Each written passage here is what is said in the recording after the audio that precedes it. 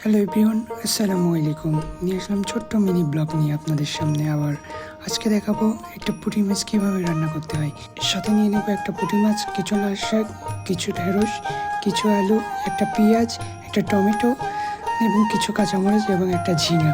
এখন দেখাবো কীভাবে পুঁটি মাছটি রান্না করতে হয়। চলেন শুরু করি। প্রথমে চুলা থেকে আগুন ধরিয়ে নিতে হবে এবং কিছু মাটির হাঁড়িতে কিছু পানি দিয়ে নিতে হবে। এদিকে আমরা সুন্দর করে চালটা ধুয়ে নিব। এরপর আমরা মাটির হাঁড়িতে ধোয়া চালগুলো আমরা সুন্দর করে গরম পানিতে দিয়ে দিব। এদিকে চাল আস্তে আস্তে সেদ্ধ হতে হতে ভাত তৈরি হয়ে যাবে। এখন আমরা চলেন মাছটা সুন্দর করে পিস পিস করে কেটে নিই।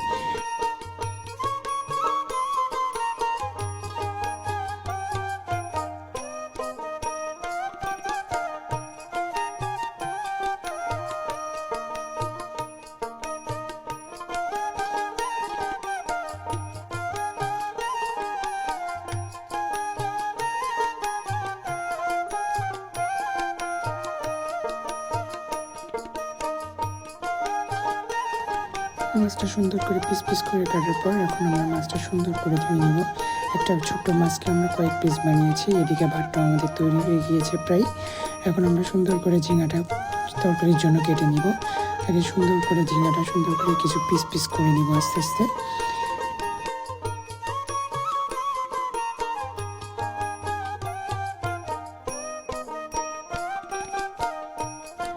এখন আমরা সুন্দর করে শাকটা বেছে নিব। এরপরে পানি দিতে হয়ে তারপর আমরা আস্তে আস্তে মাছটা রান্না করব।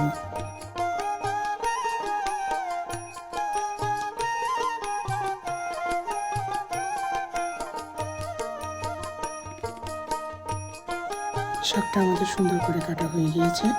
এখন আমরা দেখতেছি ভাতটা অনেক আমাদের প্রায় সিদ্ধ হয়ে এসেছে। এখন আমরা ঢাকনাটা ঢেকে দিলাম। আস্তে আস্তে ভাতটা নামিয়ে ফ্যান গেলে নিব যাতে ভাতটা আস্তে আস্তে নরম না হয়ে যায়। এখন আমরা সুন্দর করে কাঁচামরিচটা কেটে নিব। আমরা 2টা কাঁচামরিচ দেবো একটা পুঁটি মাছের জন্য। এখন আমরা কিছু দিব হলুদ, কিছু দিব মরিচ এবং সামান্য পরিমাণ লবণ দিয়ে মাছটা মেখে নেব।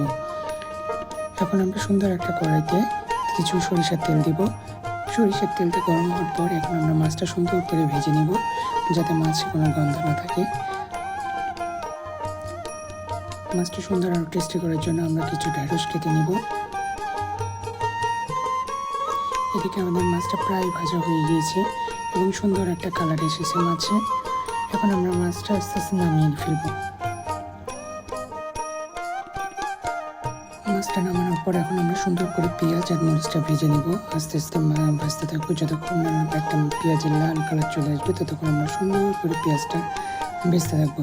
এখন আমরা সামান্য পরিমাণ লবণ দেবো যাতে স্বাদটা আরও সুন্দর হওয়ার জন্য, আরও খেতে আরও মজা লাগে, টেস্টি হওয়ার জন্য আমরা একটু সামান্য পরিমাণ পানি দেব। এবং এতে আমরা তরকারি রান্না করার জন্য কিছু হলুদ, কিছু মরিচ এবং কিছু সামান্য পরিমাণ লবণ দিয়ে নিব এবং ভালো করে নাড়তে থাকবো।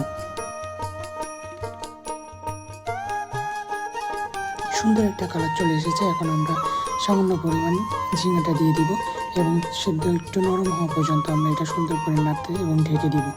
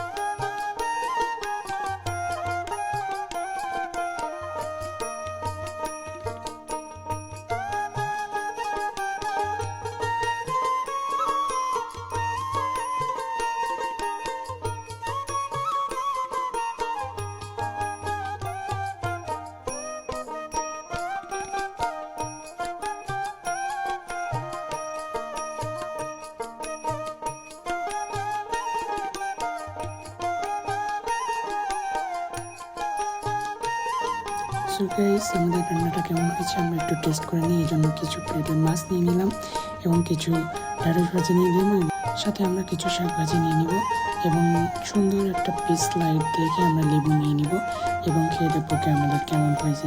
সো গাইস, রান্নাটা কেমন হয়েছে আমাকে জানাবেন এবং সুন্দর একটা কমেন্ট করে জানিয়ে দেবেন কেমন হয়েছে। আশা করি অনেক টেস্ট হয়েছে, আমাদের জানাবেন। টাটা, বাই বাই, আল্লাহ হাফিজ।